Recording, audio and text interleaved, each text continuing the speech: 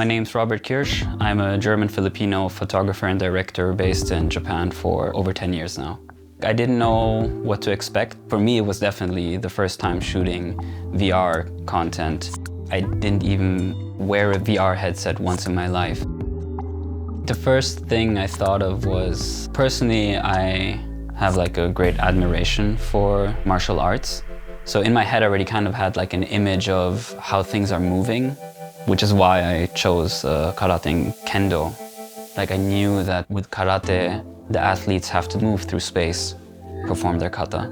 And it's the same with like kendo. So I thought that would be a great match with VR.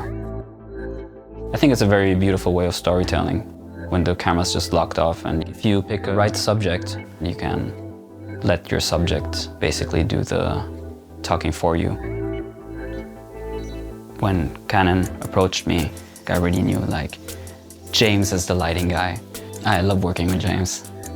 Going to the location scout for this was one of the first times in a while I felt really stumped about what to do. We were really limited by the locations on this project. That was the hardest part. We are shooting on a very wide camera. There was nowhere to hide lights inside. We could see the whole room. So we played with, big beam lights and mirrors. The other kind of unexpected challenge was the amount of light we needed. VR calls for a relatively deep aperture to match the human eye. So it was a little higher than we'd usually shoot. I don't think I've ever properly encountered a situation like that before. But to be honest, I got really nervous when we saw that the footage gets shaky. Turns out that our three talents were just too strong, so the whole floor would just shake. So in the end, we decided to go with a gimbal and me just holding it. And just my body absorbed all of the vibration, so we actually ended up with a really nice and still image. I think what we shot are 3 karate athletes, and I think it's the same for our 2 kendo athletes. They were amazing. When I was looking at the footage, I was like, their performance was on point.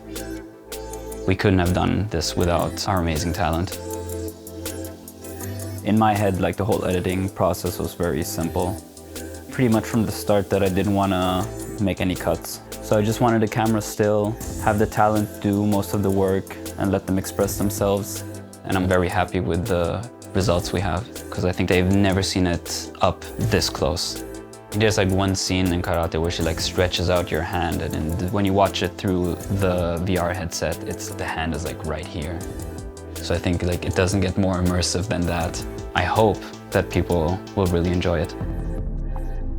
I think now that we finished this project, I feel like I have another tool that I can add to my kit. It was a great learning experience for me to be working with new medium. I think not a lot of people have tried shooting on VR yet. I think in the future it's going to be more accessible. So I think more people will start to make VR content. I think more people will buy a VR headset. I think this is a good first step to get more people into this VR content making.